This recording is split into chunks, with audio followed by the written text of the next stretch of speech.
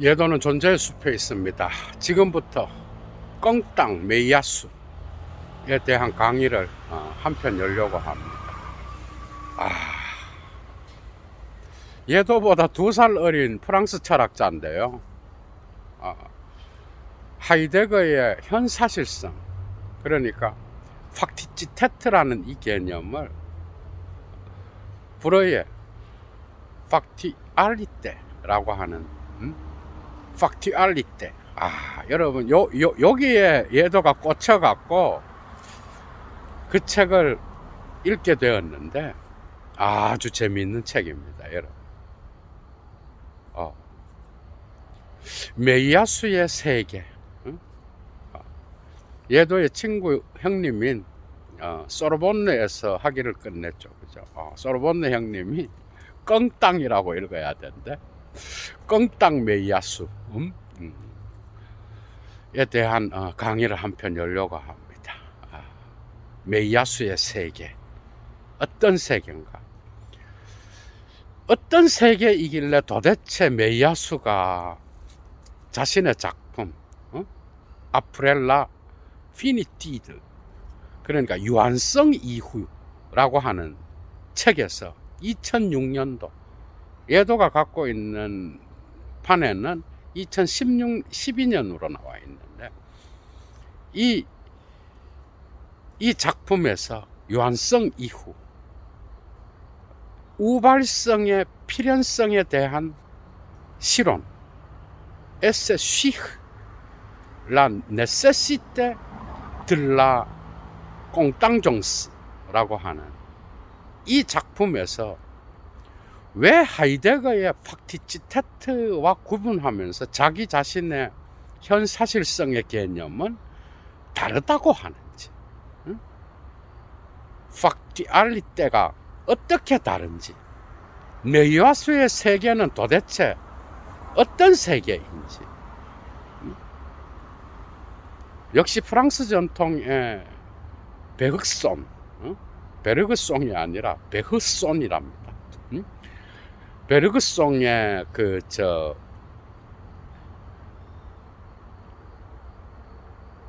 라인과 들레즈 라인을 이어주는, 당연히 흉이 있겠죠, 그죠? 들레즈는 최초의 연구가 흉 연구였어. 칸트를 거부하고, 요 강의도 곧 할 겁니다.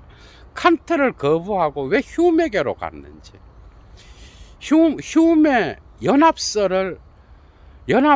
개념은 뭐예요? 관념 연합을 거부하는 게 바로 베르그송이잖아, 그죠? 물질과 기억이라는 작품이었어. 강의할 게 너무 많습니다, 여러분.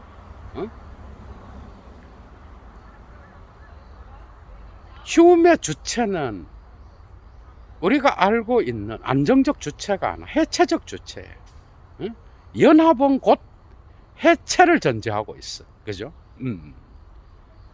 모든 것은 관념의 다발, 지각의 다발, 각각의 지각이 실체야.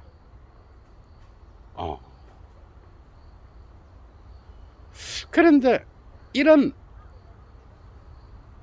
베르그송과 들레즈 라인을 거부하고 껑땅 메이야수가 어떻게 자기 세계를 펼치는지, 예도가 읽은 유한성 이후라고 하는 이 작품, 메이야수의 작품은 인간 없는 세계를 말한다고 예도는 확실히 말해요. 이 작품은 결국은 인간의 주관이 이 세계를 만들고, 그죠? 주관과 객관, 인간의 눈앞에 펼쳐진 세계, 이게 바로 고대 철학부터 현대까지, 자기 이전의 철학까지 이것으로부터 못 벗어난 철학이었다, 이 말이. 그래서 그의 철학을 한마디로 사변적 실제론이라고 해요.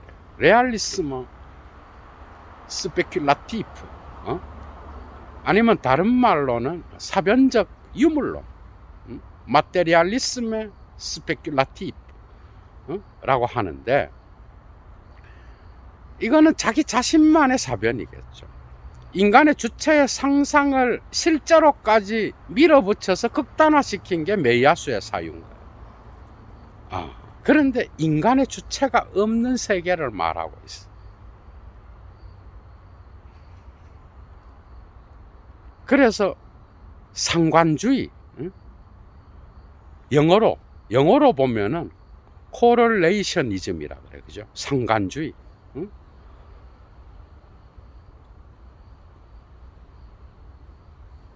이 상관주의를 비판하는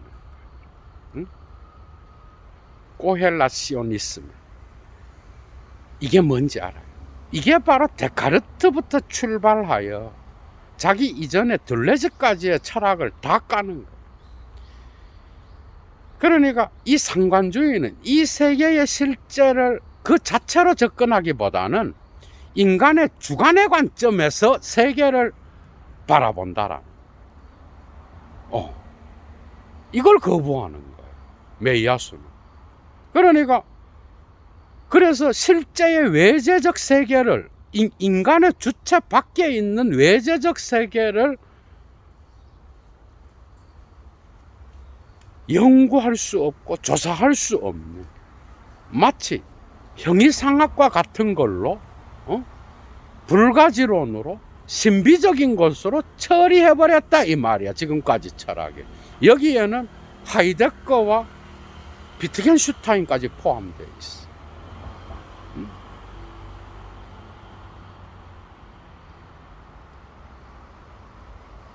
그러니까 주체로 세계를 보는 방식 때문에 서구 철학은 이 세계의 엄청나게 거대한 실제, 인간의 주관과 상관없이 사물의 변화와 생성, 이런 물질 세계의 어떤 그 운동, 이런 거대한 움직임을 제대로 파악하지 못했다라는 거예요. 인간을 뺀 실제론을 주장하는 것처럼 보여요. 그래서 데카르트부터 이제 박살내기 시작하는 거예요. 데카르트는 제1성질, 제2성질 나누잖아, 그죠? 제1성질이 뭐예요? 제1성질은 인간의 주관과 상관없이 바깥의 객체에 대한 성질을 말하는 거예요. 크기, 넓이, 뭐 이런 거, 형태, 이런 거. 제2성질은 뭐예요? 주관과 관계된 거예요. 그러니까 사물을 보는 방식에 따라서 주관에 붙어 있는 성질인 거예요. 눈에 대해서는 색깔, 그 다음에 코에 대해서는 냄새, 입에 대해서는 맛. 이미 제1성질, 제2성질에서 나타나는 데카르트의 사유에서 볼 수 있듯이 이 세계는 자체로 실제를 말할 수 없게 돼버렸어. 그죠? 언제나 인간의 주관의 관점에서 객관을 바라보는 방식으로 철학은 수행되었다 이 말이에요. 칸트도 그렇죠, 당연히. 당연한 거죠.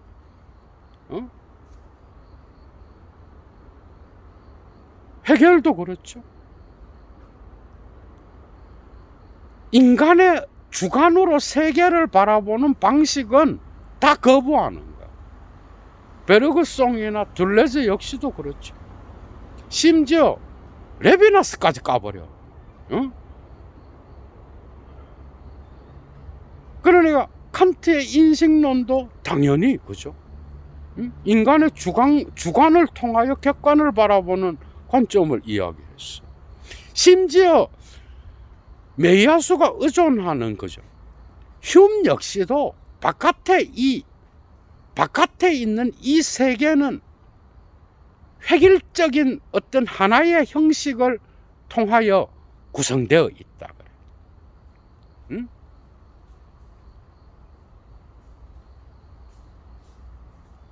그건 아무래도 그 당시에 뉴턴의 세계관을 그죠. 못 벗어났겠죠. 흉도 완전히 못 벗어났어요. 흉도 인과성 이야기해요. 그러나 칸트적 인과성을 말하지는 않아. 흉은 그것은 지각과 지각된 사물의 관계가 형성되잖아. 그죠?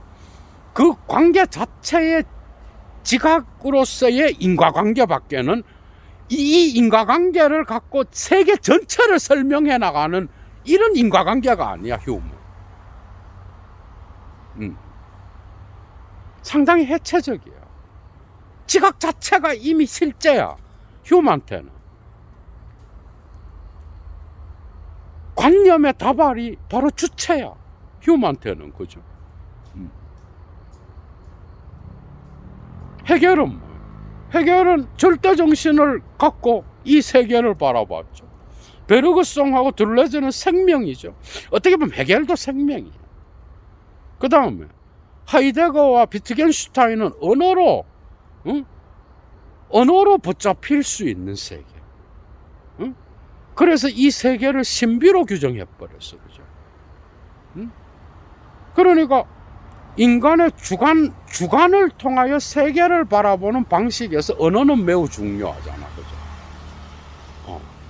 니체는 뭐예요? 힘의 의지로의 관점에서 세계를 봤다. 락강은 실제계를 이야기했고, 레비나스는 대타자, 절대적 타자를 상정했다는 거야. 외부에. 그런 관점으로 이 세계를, 그게 뭐 신이지 뭐 무한자지 뭐. 그죠? 이미 예도가 레비나스 강의에서 한 것처럼. 그 메이야수도 이런 철학, 기본적인 철학을 알아야 돼. 유한성 이후에는 이런 것들이 쫙 나타나. 그러니까 자기 선배 철학자들은 다 여기에서 열애가 없어. 휴무는 마치 열애되는 것 같지만 사실은 휴무도 이런 관점으로 세계를 본 거예요. 어쨌든 휴무의 당구공 비유를 갖고 이야기하지만은 완전히 자유로울 수 없어. 메이야수 사유로. 그러니까 인간의 주관의 관점, 주관의 인식을 갖고 존재를 바라보는 모든 철학을 거부해버려. 메이야수는. 심지어 우주의 기원, 우주의 나이, 지구의 나이를 몇 백억 년으로 봅시다. 그 중간에 생명체가 태어났겠죠. 그죠? 그런데 그 생명체가 있기 이전에 화석이 있었겠죠. 암석이 있었겠죠. 지질이 있었겠죠. 생명 나이가, 지구의 나이가 얼마나. 생명체 이전에 어떻게 보면 레비스트로스의 구조주의에서 최초를 이야기하는 것 같아. 혼돈을 말하는 것 같아. 심지어는 혼돈의 세계를 말합니다. 메이야수의 세계는 혼돈의 세계, 사물의 세계야. 사물의 세계. 생명체 이전의 세계를 이야기하면서 포실, 그러니까 원화석에 대하여 막 이야기해. 그러니까 인간의 주체로부터 풀려난, 인간의 언어로부터 풀려난 그런 세계를 말하려고 하는 거예요. 인간 중심의 철학을 거부하는 거예요. 매우 중요한 사유죠. 그런데 이제 역으로 말해서 이런 상관주의를 거부하고 메이야수의 철학만 따라가면 어떻게 돼? 아니, 인간이 없는 세계를 백날 이야기하면 뭐하냐고. 그런데 메이야수의 사고가 우리한테 가르쳐 줄 수 있는 거는 우주의 중심은 인간이 아니라. 그래서 그는 공상과학 소설에서의 과학의 사유까지도 벗어나려고 그래요. 그러니까 공상과학 바깥의 픽션을 말해요. 다른 글쓰기에서. 과학 역시도 뭐예요? 인간의 관찰에 의하여 특정 한계 실험실 안에서 표본을 갖고 오죠. 과학 역시도 그 표본에서 실험을 하잖아. 그 실험에서 어떤 현상이 반복을 통하여 입증이 돼야 그게 과학적 사실이 되는 거야. 과학 역시도 인간의 관점에서 해석한 거예요. 어떻게 보면 이런 것들은 토마스 쿤과 같은 과학 철학자들이 이미 자연과학 역시도 해석학이라고 이야기했잖아, 그죠?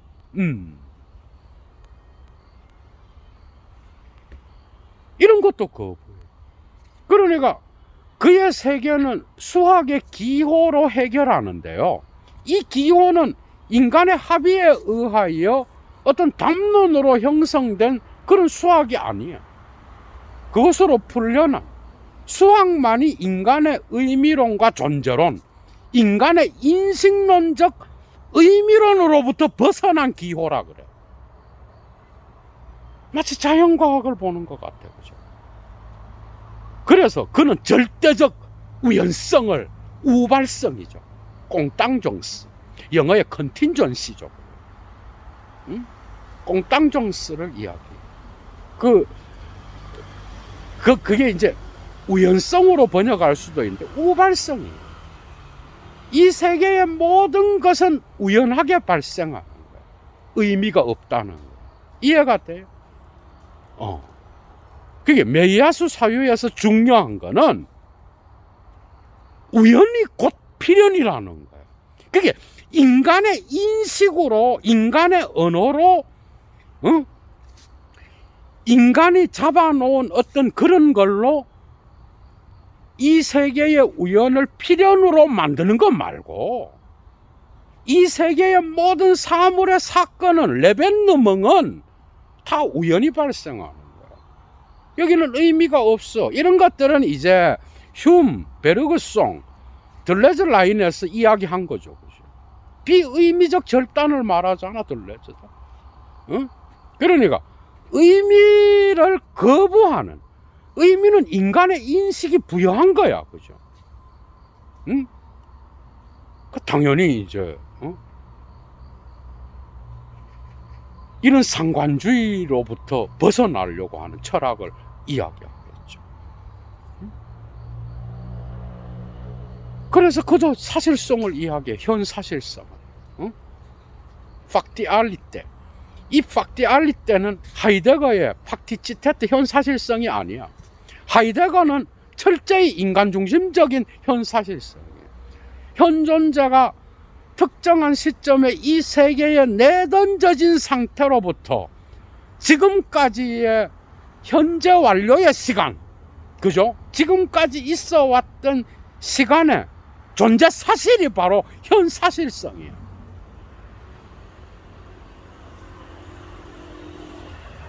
이런 사실성이 아니에요. 그의 사실성은 모든 물질 그 자체에 우연한 어떤 우연성을 이야기하는 거예요.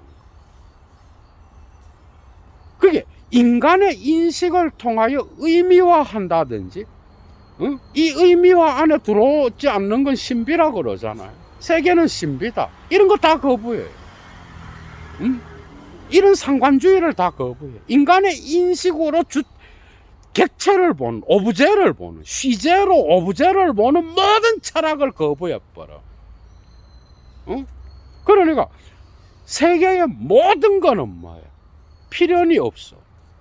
따로 필연이 있는 게 아니라 모든 것들은 그 인간의 인식을 빼고 바깥에 있는 모든 사물의 운동과 동물이 지저귀고 그 다음에 벌레가 기어가고 이 세계에 움직이는 모든 우주적 질서는 질서가 아니라 카오스예요. 사실은. 그죠? 그러니까 극단적 우연성을 그러니까 지구가 발생한 것도 카오스로부터 나왔다 그러잖아. 그죠? 이거는 어떻게 보면 성서 신화에서도 그렇고 플라톤의 어떤 그러한 티마이오스에서도 이거는 혼돈이야. 그죠? 그 질서는 인간이 부여한 거예요. 세계는 태어날 때부터 혼돈이었고 단 한 번도 질서를 가지지 않았을 수 있어. 미래의 세계는 혼돈의 세계로서 지금과 완전히 다른 세계일 수도 있고 지금과 유사한 세계일 수도 있어. 또 수천 년, 수만 년이 지나면 완전히 다른 세계로 변할 수도 있어. 세계의 생명체가 다 없어지고 그냥 화성만 남을 수도 있어. 암석만 남아서 지질 덩어리만 있을 수도 있어. 아웃시 포실르만 남을 수 있는. 그죠? 그러니까 메이야수의 세계는 인간 없는 물 자체의 세계인 거야. 그러면서 이런 자기 이전에 데카르트부터, 그죠? 그 고대로 다 포함해도 되는 거야. 고대 중세 데카르트 이후 칸트, 헤겔, 하이데거, 비트겐슈타인, 심지어 포스트 모던, 레비나스, 둘레즈, 라칸, 전부 다 이 철학자들은 인간의 관점에서 세계를 바라보는 상관주의에 빠져 있다. 여기 이제 종교를 대비시킵니다. 정말 재미있었어. 어떻게 형이상학을 거부하죠? 니체도. 형이상학을, 하이데거도 형이상학을 거부하잖아. 그죠? 그러니까 절대적인 어떤 신의 존재를 거부해. 이거는 이성으로 우리가 파악할 수 없는 걸로 본 거야. 그래서 신을 소거해버려. 철학에서. 그죠? 점점. 그래서 하이데거 역시도 존재와 시간에서 신은 한 번도 안 나와. 뒤에 가면 뭔가 이제 후기에서는 뭐 조금 보이지만, 이런 철학들이 종교에서나 가능한 절대자를 상정했던 헤겔과 같이, 그죠? 종교학에서나 가능한, 신학에서나 가능한 그러한 절대적 신앙에 빠져 있다 그래. 지금도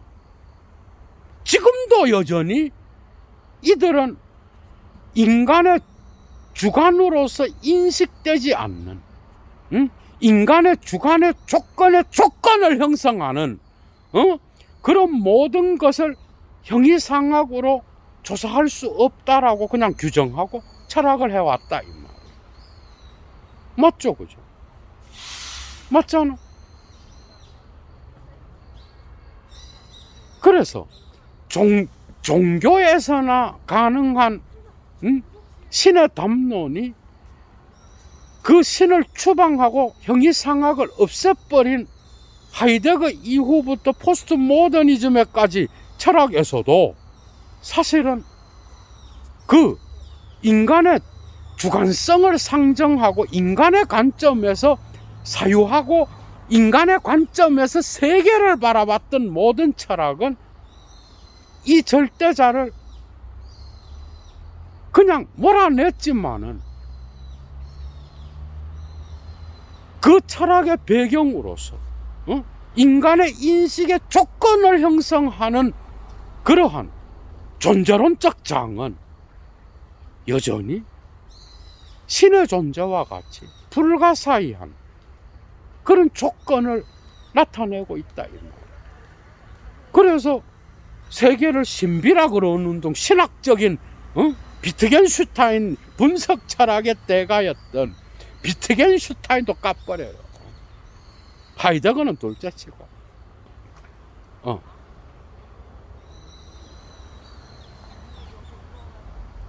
말할 수 없는 것은 신비야. 그죠? 그런데 사실은 그거는 인간의 인식의 주관의 관점, 언어로 붙잡히지 않는 것을 전제하고 상정했을 때라야만이 이런 철학은 신비를 이야기할 수 있다는. 그러니까 절대자를 몰아내고 형이상학을 몰아낸 현대 철학 역시도 하이데거 이후에 20세기의 철학 역시도 포스트 모던에 이르기까지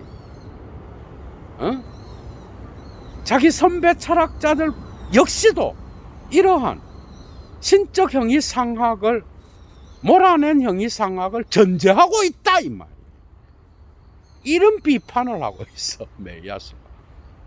독특한 철학자죠, 그죠?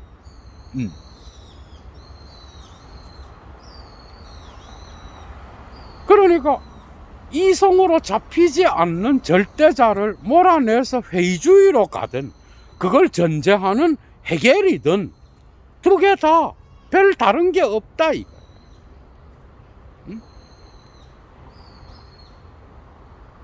그래서 그는 모든 상관주의를 신학적 종교 담론을 거부하고 있지만 사실은 거기에 빠져 있는 철학이다 이렇게 규정해버려.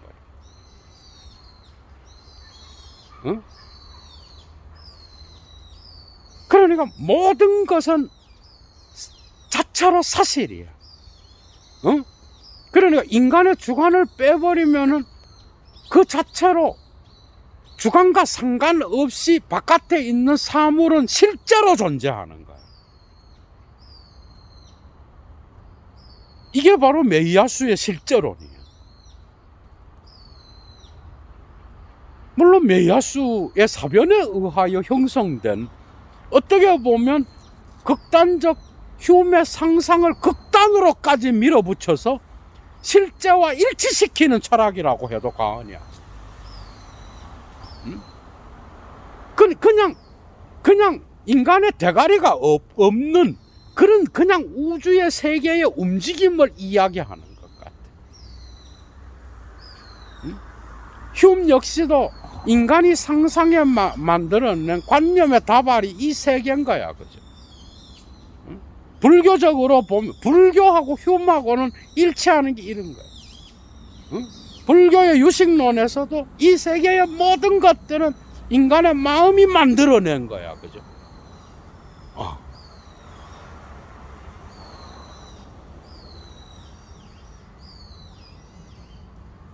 그러니까 인간의 의미체, 인간의 의식, 언어를 통한 존재 의미, 이런 모든 인간이 들어간 모든 주관성의 철학을 빼버려봐 한번. 그러면 메이야수의 세계가 나타나는 거예요, 여러분. 독특한 사고긴 한데요. 그 선배 철학자들의 이런 연구가 없었으면 지 철학 갖고 그러면 그게 철학이 되나? 단지 우리가 메이야수로부터 배울 수 있는 거는 상상력을 기발하게 과학으로부터도 풀어서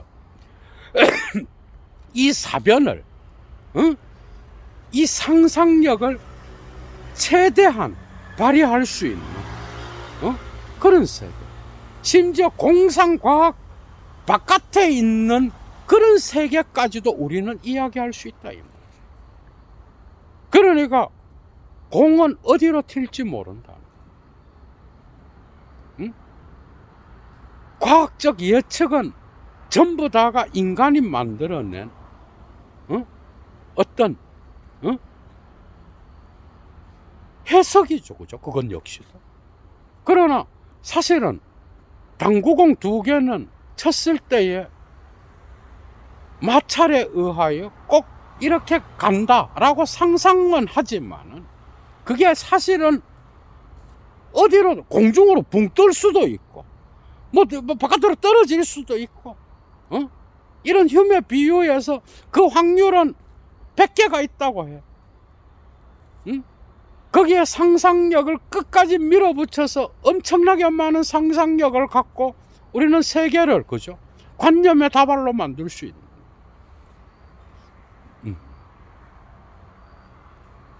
그러니까 상상이 실제인 거야, 어떻게 보면. 극단적 상상력인 거야. 그러니까 세계는 법칙이 없어. 그러니까 이 유한성 이후에 이 작품의 부제가 보여주듯이, 그죠? 에세 쉬흐, 뭐뭐에 대한 실험, 라 네세시테, 필연성, 들라 꽁땅종스. 그러니까 우발성의 필연성에 대한 실론이야, 그죠? 그런데 우발성의 필연성이라는 건 뭔가 하면, 이 필연이라는 개념은 바로 알아야 여러분들이 메이야수의 현사실성의 개념, 팍티알리테의 개념을 알 수 있는, 하이데거와 다르게. 하이데거는 철저히 인간 중심적인 그러한 현사실성 개념이잖아. 메이야수는 그걸 빼버리고,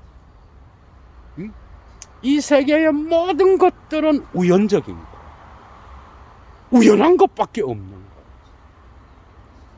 그러니까 인간의 주체로 해석하고 상정하고 한 것 말고, 그 자체로 보면은 이 세계의 모든 운동과 법칙, 이런 것들은 다 인간이 만들어낸 거예요. 뉴턴의 법칙, 아인슈타인의 상대성의 이론, 양자 물리학의 이것도 전부 다가 인간에 의하여 형성된 거야. 그렇게 보는 거야. 이런 것까지 다 거부하는 거야. 그러니까 인간이 해석한 걸 다 빼버리면은 메이야수의 세계가 나타나. 모든 건 다 우연적인 거야. 그 우연성의 철학인 거야. 유한성은 뭔지 알아? 여기서 유한성 이후라 그랬으니까, 유한성 이후는 자기 자신을 말하는 거야. 유한 피니티더는 뭔가 하면은 자기 이전에 데카르트부터 하이데거, 심지어 들레즈, 락강, 레비나스까지의 철학을 다 뭉뚱그려서 유한성의 철학이라고. 이거는 상관주의의 철학이라는 거야. 아까 말했듯이. 그게 주관으로 객관을 보려고 하는, 인간의 인식으로 이 세계를 해석하려고 하는 모든 철학을 거부하는 거야. 메이야수는. 재미있죠, 그죠? 제목을 갖고도 우리는 이야기할 수 있는 거예요. 여러분, 이 강좌 듣고 메이야수의 작품을 한번 읽어보셔. 쏙쏙 들어올 겁니다.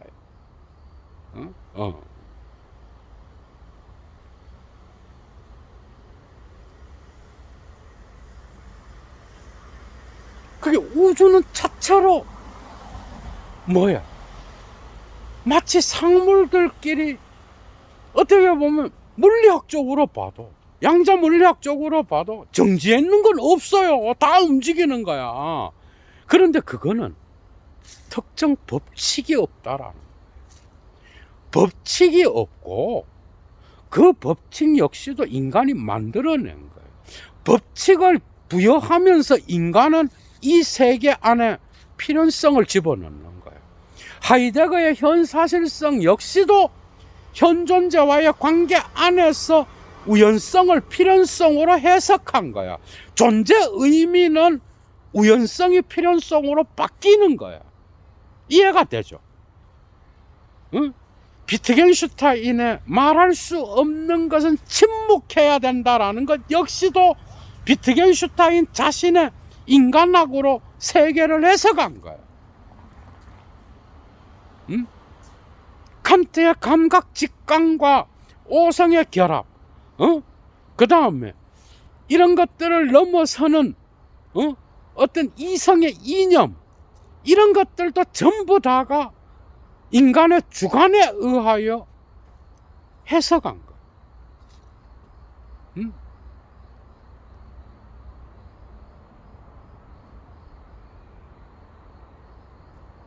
모든 것은 생성되고 지속한다. 뒤에 이 지속 개념이 바로 베어그송한테는 뭐야? 존재 개념. 생성의 존재 자체가, 생성하는 지속이 바로 베르그송한테는 존재인 거야. 여러분. 이건 역시도 베르그송의 관점에서 해석한 거야. 재미있죠, 그죠?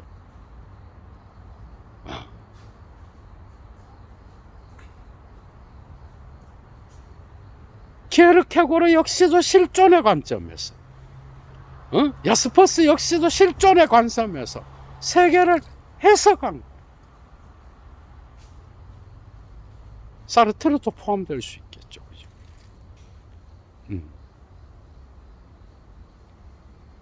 그러니까 메이야수의 사실성, 현 사실성은 사물 자체의 우연성, 사건의 우연성을 극단적으로 밀어붙인 그러한 사실성. 응?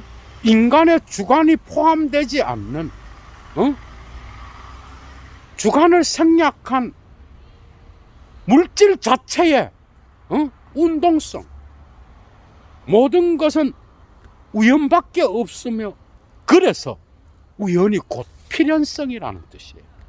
그러니까 인간이 개입해서 우연을 필연으로 만드는 게 아니라 세계의 모든 사물의 운동은 우연성밖에 없어. 우발적인 거야 다. 특정 방향을 규정할 수가 없어. 응? 그래서 그죠? 그래서 네세시티는 따로 있는 게 아니야. 우발성 자체가 필연성인 거야. 이런 세계를 메이야수가 이야기하려고 했다. 여러분 재밌죠, 그죠? 독특한 사고를 전개하고 있어. 사실 상관주의에 걸리지 않는 철학자는 없어요. 들레즈까지도 묶어서 베르그송하고 같이 생명을 전제하고 있다. 어떻게 보면 해겔 철학 역시도 생철학이에요. 그것도 니체도 어떻게 보면 생철학이야. 힘의 의지. 이런 것들이 다 해석된 거라는 거예요. 그러니까 주관의 개입 없이 자체로 우발적으로 발생하는 그런 우주, 그런 세계. 그 다음에 그렇다고 한다면 인간의 상상력 역시도 이러한 과학이라고 하는 실험 안에 반복을 통한 증명 안에 갇혀 있을 필요가 없는 거예요. 그래서 공상과학 픽션을 넘어서서 그 바깥에 있는 완전히 또 다른 세계로 나아갈 수 있다라는 거예요. 이 세계는 메이야수의 세계였던 거예요. 메이야수의 현 사실성인 거예요, 여러분.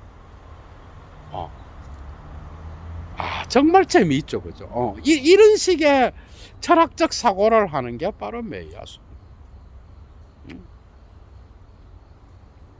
그러니까 아주 독특히 재미있었던 거는 형이상학을 거부하고 그걸 넘어선 니체라든지 이런 하이데거라든지 이런 철학자들조차도 다 종교의 담론 안에서 그걸 전제하고 있다. 비트겐슈타인까지도.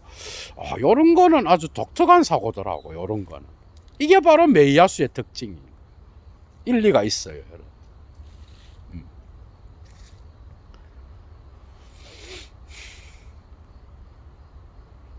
예도의 인식 없이, 여러분들의 인식 없이, 그죠? 인식 없이 세계는 돌아갑니다. 그죠? 인간의 생명체뿐만 아니라 이 우주의 생명체가 있기 이전에, 이건 마치 둘레즈의 그 청계의 고원에서 나온 지질학적인 지층을 연상시켰는데, 예도가 이 메이야수의 작품을 읽을 때는 그랬는데, 어쨌든 그런 생명체 이전의 우주에서 거기에 무슨 필연이 있어? 무슨 인간의 경험의 관점에서 해석된 그런 필연이 어디에 있어? 거기에 어떤 법칙이 어디에 있어? 그냥 카오스인 거야. 그래서 메이야수는 카오스의 시간성을 이야기해요. 이게 바로 이 카오스의 시간은 뭐예요? 사물의 우연성을 긍정하고, 거긴 인간이 없어. 인간의 주관성이 개입해서 필연성으로 만드는 그런 세계가 아니야. 사물 자체에 어디로 튈지 모르는 우연성, 우발성 밖에는 없어. 그 우발성이 필연성이야. 그 카오스의 세계에서는 사물은 언제나 새롭게 태어나. 그러나 법칙 없이. 요거를 공상과학 영화 바깥에 있는 상상의 세계에 적용시키면 엄청난 게 나오겠죠. 그래서 철학이 중요한 거예요. 오늘날 그런 영화가 막 나타나고 있죠. 그죠? 그것까지도 넘어선 어떤 상상력의 세계.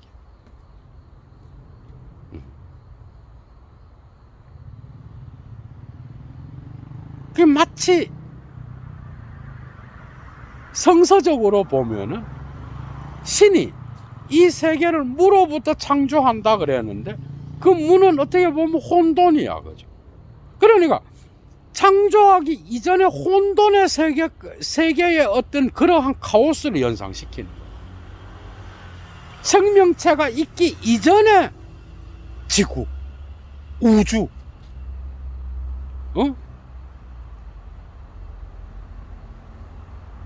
암석만 있었다. 지층만 존재했다. 레비스트로스의 구조주의에서 레비스트로스가 언급하는 수억만 년 전에 바다와 땅과 이런 것들 정말 오래된 거죠. 그죠? 혼돈의 시간으로부터 사물은 언제나 우연적으로 발생합니다. 여기에는 신도 없고, 이게 중요한 거예요. 메이야수의 세계에서 신도 없고 법칙도 없고, 그래서 인간이 없기 때문에 의미도 없고, 모든 것은 비의미적으로 우연적으로 발생하는 거야. 언어도 없고 수학적 기호만이 있어.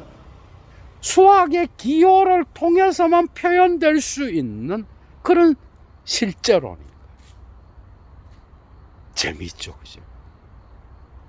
인간이 만든 수학이 아닌 인간의 의미 담론을 벗어난 그냥 순수 수학. 그래서 그의 존재론에서 시간성과 그죠? 공간성을 합쳐서 그는 독특합니다. 이것도. 이건 마치 아퀴나스를 연상시키는 것 같았어. 순수 사실을 이야기하고, 순수 능동을 이야기하고, 순수 현실태 같은 걸 이야기해. 그러니까 그의 세계에는 혼돈의 시간성이요. 이 우연성은 그냥 순수 사실로서, 그죠? 인간의 주관이 개입되지 않는 사물의 사실로서 사물들과의 관계는 우발성이 지배하는 것이요. 거기에는 순수 현실태, 순수 사실, 잠재적인 게 있다가 현실로 오고, 이거 역시도 인간이 주관성이 해석한 거잖아, 아리스토텔레스가.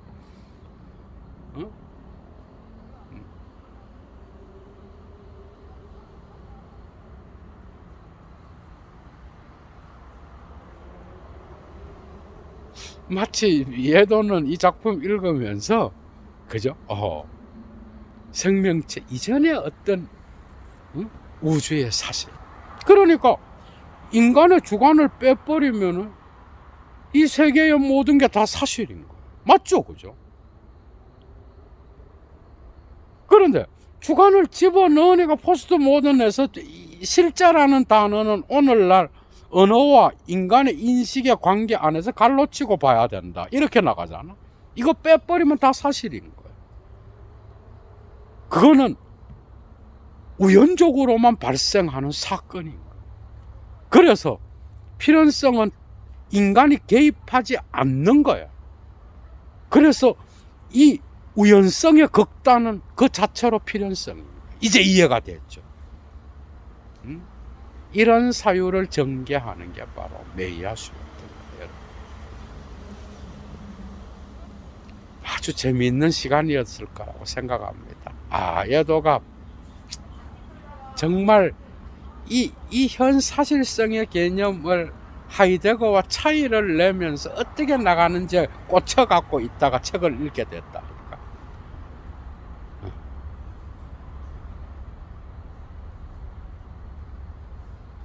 메이야수 한번 관심을 갖고, 요거는 또 예술적 미학에도 아주 많은 것들을 가르쳐 줄 수 있을 것 같아요.